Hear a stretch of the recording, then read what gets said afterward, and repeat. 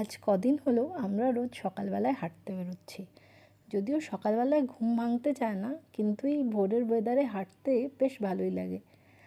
আর আজ রাস্তায় দেখলাম ছট পুজো হচ্ছে, আর তার মাঝখানেই আমার এই কিউটিটার সাথে দেখা হয়ে গেল।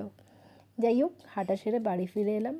আমি ইউজুয়ালি ওভারনাইট ওটস বানিয়ে রাখি, একসাথে মোটামুটি কয়েক দিনের জন্য বানিয়ে রেখে দিই, তাহলে আর রোজকার সকালে কী খাবো ভাবতে হয় না।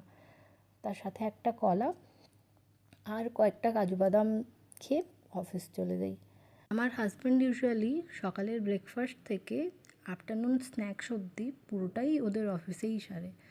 তো শুধু আমি ওর জন্য সকালবেলা চাই বানিয়ে দিই, আর তারপর আমরা দুজন ডিনারটা একসাথে সারি। তাছাড়া বাকি পুরোটাই সব কিছু আমার একার জন্য। তোমরা ইউজুয়ালি সকালবেলা কী ব্রেকফাস্ট করো? কমেন্ট করে জানাতে ভুলো না কিন্তু।